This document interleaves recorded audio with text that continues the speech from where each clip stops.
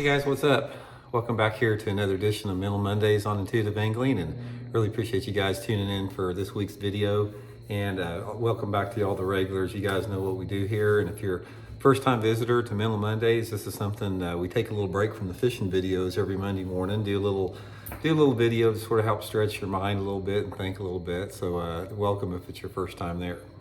Today's topic, guys, we're going to talk about how nobody can escape karma. We're going to talk about what that is a little bit and sort of the reality of the situation, and think it might make for an interesting topic, and I'll be really interested to hear your guys' feedback on that too. Before we get started here, guys, real quick, if you like Mental Mondays and everything else I do here on Intuitive Angling, one of the best ways you can show that support is by becoming a channel member. And channel members get extra videos every week that aren't seen by the public, and some access to my personal email address. So if you're interested, just go to my YouTube, the homepage, and you'll see a little join button, and click that. It gives you all the info. So much appreciated. Okay, guys, how nobody can escape karma. Karma is like, I think a lot of people, they have labels for things that they either adhere to, or some people get offended by a little bit.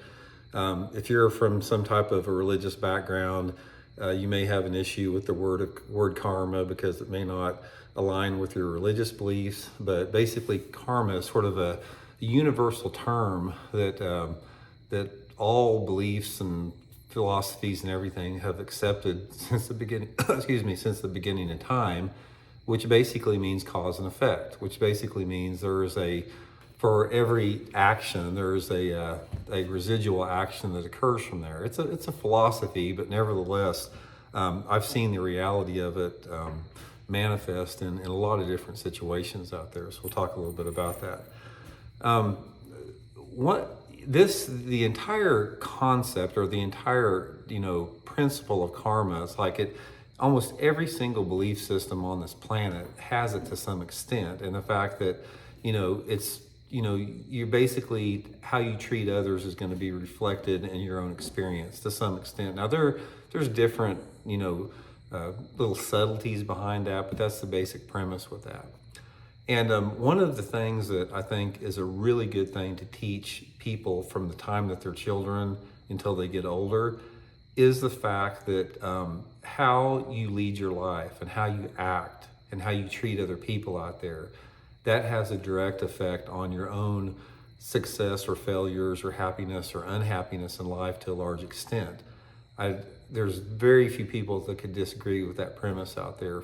So from that standpoint, I think one of the things that is really important to know and to understand from an early age, even if people haven't been taught that, is that you have to take responsibility for your actions. And you do that for a lot of different reasons. But one of the reasons that I see more clearly in my own experiences and observations in life is that how you handle situations and how integrity and your ethics and morals are shown has a direct effect in your own life. And when I'm talking about ethics and morals and all that type of stuff, I'm not talking about them in any religious construct. I'm talking about them in what I classify as the factors of true intelligence. And in my opinion, intelligence has nothing to do with like an intellectual ability to decipher information, but it has to do with your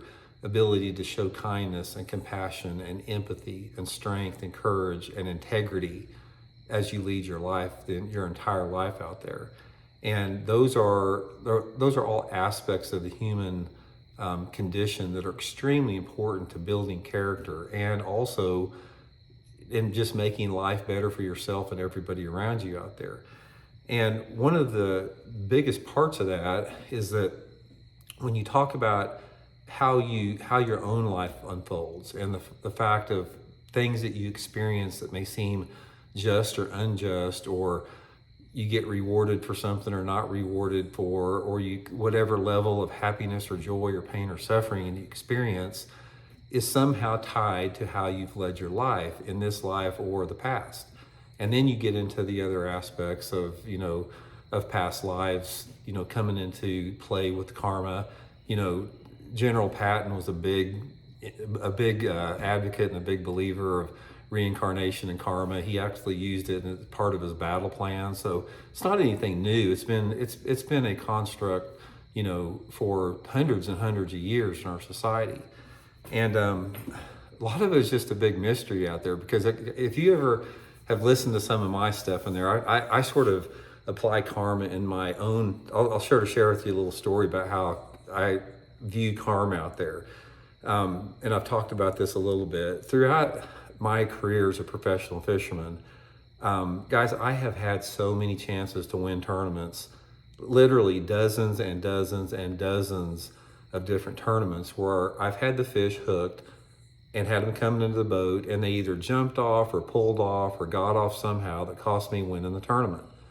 Dozens. I'm maybe, I don't know, maybe I can think of maybe 50 events out there that I've literally had the fish on to have won the tournament, and for whatever reason, they get off just freak ways, like ways that are beyond explanation about how these fish pull off. And I always sort of like halfway joke with myself, but I'm halfway serious. It's like, I don't know, maybe I'm paying from some karmic debt from some past life, that maybe maybe I did something bad in a past life and I'm paying for it in this particular one. I mean, your mind can entertain stuff like that, but nevertheless, I have seen it in some form, shape, and form. And the other thing in my own life and other people's life out there, I've also seen, if you consistently lead a life that is based upon those principles of intelligence that I talked about, and you really strive to do the right thing and to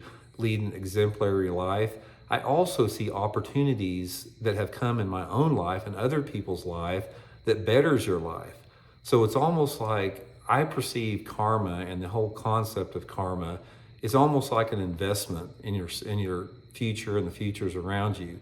If you lead a life based upon those natural principles of intelligence and the kindness and compassion and empathy and none of the toxic emotions we have as humans, things sort of miraculously or mysteriously unfold towards the right direction. It's almost like opportunities are created out of nowhere, unexpected opportunities. You meet unexpected people. You have situations that arise that allow you to benefit your own life and other people around you if you focus on leading a life like that.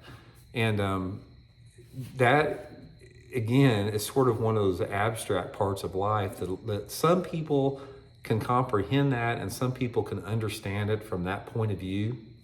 And other people, they may have more of a rigid viewpoint on the nature of reality, and they resist that. Or they say, oh, Randy, that's the biggest bunch of crap in the world. I've never heard anything so ridiculous out there. So some people, the way their minds work, are sort of aligned like that. And it's sort of the same way with math.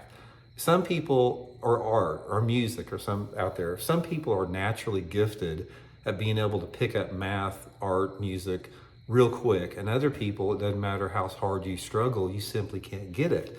And I think a lot of that is the same way with perceiving the nature of reality and karma or belief systems or whatever like that. It's like everybody's wired differently, and the way that you are wired to a large extent comes from your upbringing, because almost without exception, I'm not gonna say without exception, but the vast majority of the time, the belief systems that you hold as a person has a direct correlation to how you were raised and your peer group that you have around you. Now, some people break away from that. I mean, I've talked to a lot of people in my own life a little bit to an extent that, you break away from certain ways that you were brought up because it just doesn't feel right to you.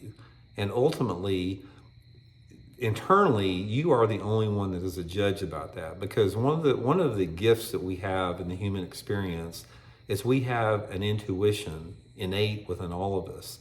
And once you fine tune and get familiar with and understand your own intuitions and your own internal, the way your body operates internally, you can pick up on things that feel right or don't feel right based upon how it makes you feel. It's not an intellectual explanation that comes with that. That's not what I'm talking about. It's a gut instinct that everybody has. Some people try to fool themselves, and some people try to push or force things that they want to believe, or that maybe gives them comfort a little bit. But in reality, we all have that barometer internally within inside of us that knows, the difference between right and wrong on every different level, not just the biggest levels, but on every single level out there. But anyway, guys, one of the things that I have experienced in my own life and my observations ever since, I've been on this planet for over 60 years, is that I do agree with the concept of karma. And again, I don't like to use the word label as karma. I do agree with the concept of cause and effect, and how your behavior forms your own reality to a lot of extent. And I definitely believe that your thoughts form your own reality, especially your own viewpoint of reality out there. Thoughts are powerful, guys. Do not ever discount how powerful your thoughts are. Thoughts have an energetical reality to them that cannot be denied. And the more and the sooner that you realize that, the more that you can help construct and form your own life the way that you want it, more and more and more. But I think a lot of times people quit growing as people. People get locked into a rigid belief system, and most of it, 100% of the time, if you're locked into some rigid belief system, that belief system it's been thrust upon you to some extent and forced upon you to some extent to believe, usually out of fear. Most belief systems that people grow up with and are stuck with and live with their entire lives, there's an element of fear that keeps them connected to that belief system. It takes a little bit, or not a little bit, it takes a lot of courage to break away from something that you were taught to have believed, or somebody told you to believe, and to form your own viewpoint of reality. But once you do that, life becomes so much more fuller and richer, because you're living your own reality, and you're operating from this wonderful, incredible, natural, innate intelligence that every single one of us has as human beings, not just as humans, but creatures too. Every single creature on this planet also has that innate intelligence. Why do you think a bird is able to know the difference between an edible seed and a poisonous seed? Why do you think any animal has the intellect or the intuition to survive in their own world out there? It's not something they were taught, it's something that they feel internally with that. And we've lost connection with that to a large extent.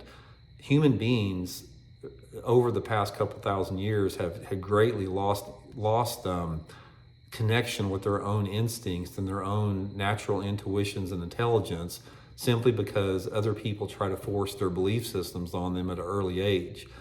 But again, guys, one of the things about karma, like I said, it's nothing more than cause and effect. It's every different belief systems share the same concept out there. They have a different idea what that is out there.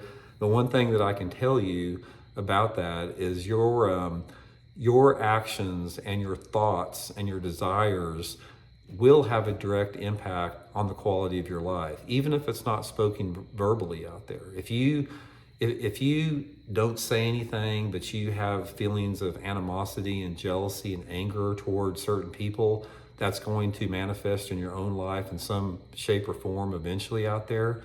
So again, point of the video is realize how powerful your thoughts are and discipline your thoughts. If you find yourself thinking in a way that is negative or destructive or toxic, catch yourself and replace that thought immediately. You can do that. Nobody is telling you you can or can't. You have the ability to discipline the way that you think. And the more that you discipline the way you think towards terms of those natural innate intelligence factors, like I said, kindness, empathy, courage, creativity, compassion, all that type of stuff, the more fuller and richer and less fear-driven life that you're going to lead. So anyway, guys, something to think about. Hope you all are doing well. We'll talk later.